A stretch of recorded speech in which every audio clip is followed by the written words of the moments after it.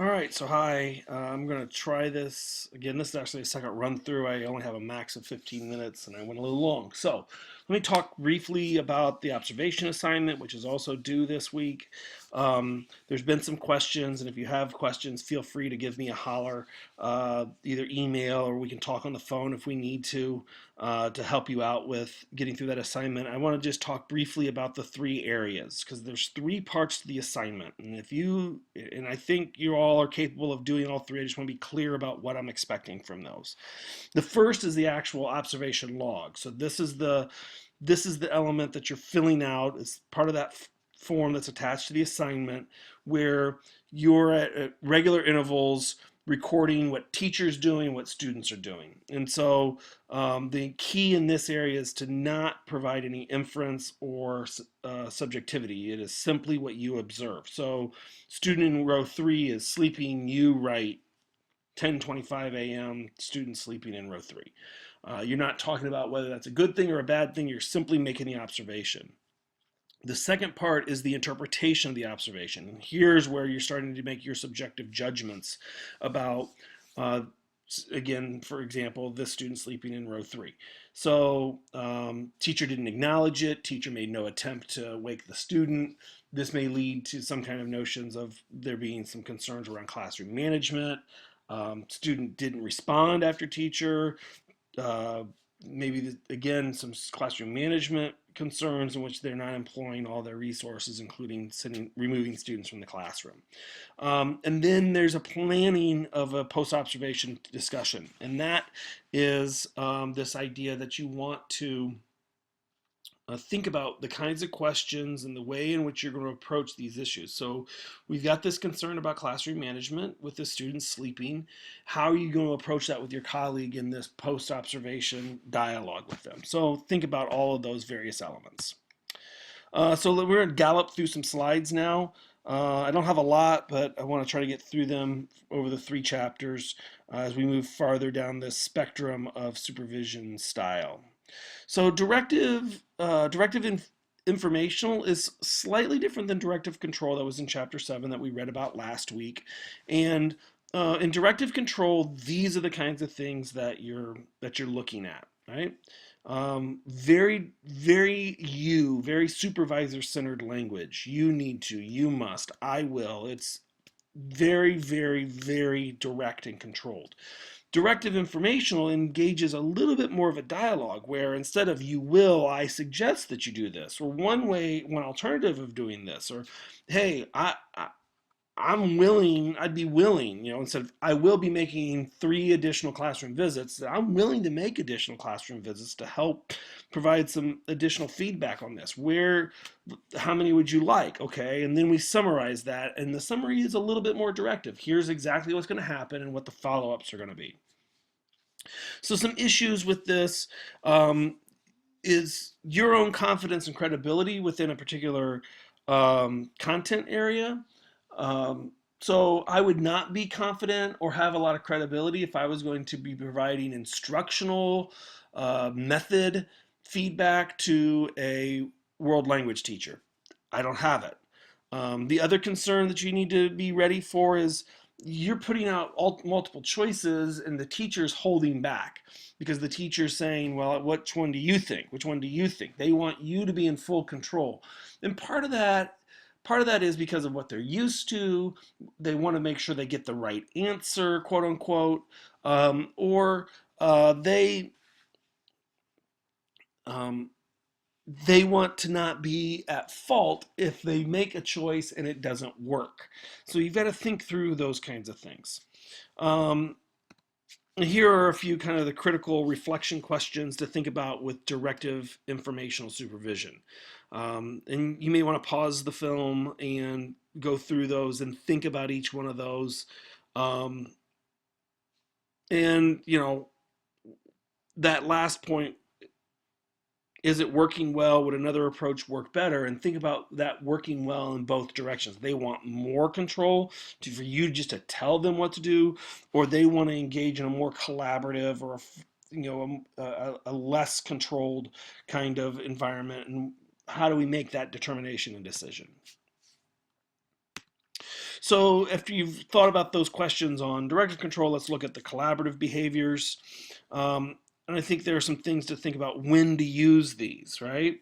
Um, when the teacher or the group of teachers and the supervisor are both committed to solving the problem, right? We got a really synergistic kind of relationship, and everyone wants this problem to be solved. Everyone wants to come up with solutions and move the process forward. And again, here are some critical questions. Um, and I think that first one is really important. I've put the facade, I've put the mechanical elements of collaborative behaviors into use, but am I really allowing, as the supervisor, am I really allowing teachers individually or collectively as the group of teachers that I'm working with to have real decision making power? And how do we do that? And I think the key in that process is to really be silent. Try to refrain from injecting your own ideas, because naturally, as the supervisor, teachers will say, well, that's the right answer. That's what I need to do to keep the boss happy, and move in that direction very quickly. So let's talk a little bit more now, and we'll move a little farther away into this non-directive behaviors. And so, in the initiating of non-directive supervision, supervisors seldom use it. So teachers aren't used to it at all. And I think there's a natural tendency within schools for there to be this hierarchical nature in which the boss, the supervisor, the administrator is at the top and the teacher, worker is at the bottom of this hierarchy.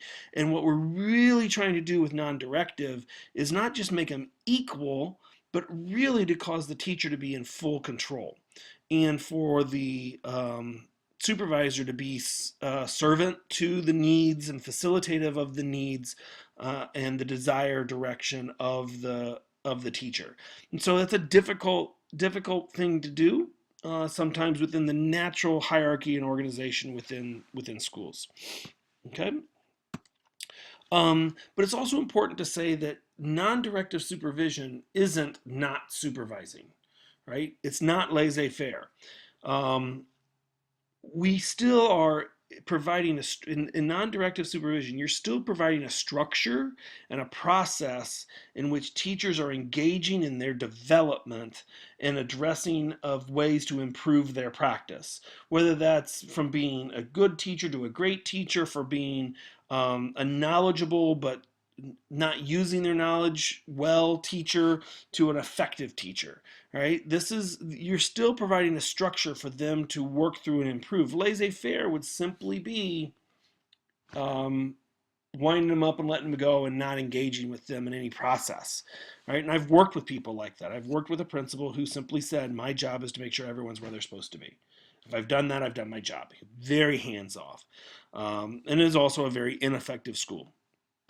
But by the way. So I think it's important to note that difference. But there are definitely issues. Um, and here's a list of questions that I think you can go through and look at and think about what those issues may be. And then some ideas of when to think about it. Again, this needs to be with a pretty high functioning group, right? Um, they're really reflective.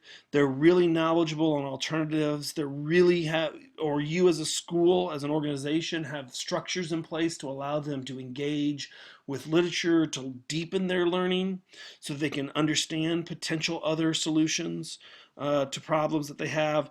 And the teacher or the group of teachers is super committed, right? Again, they're committed and they're knowledgeable to a level that says, I just need to stand back and be facilitative and allow myself to be the servant in this.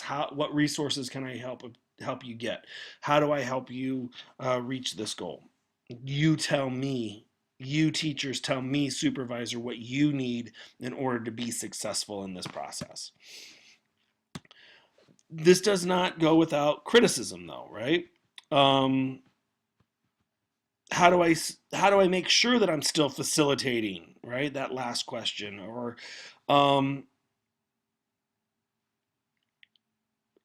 if they ask for my input, how do I do so, and how do I make sure that I don't cross over out of non-directive and into certainly not over into directive informational. How do I help control that ebb and flow so that I'm still maintaining maximum empowerment for the people that are doing the work. Those are tricky things to engage with, and again, I think it comes from this notion of some of the culture within the school about where you are with your relationship in terms of your role as supervisor as compared to their role as teacher. All right, that wraps us up for this week. If you have questions about the assignment, please don't hesitate to give me a holler. And hopefully, sometime soon, there'll be less snow on the ground. All right, be well. Bye bye.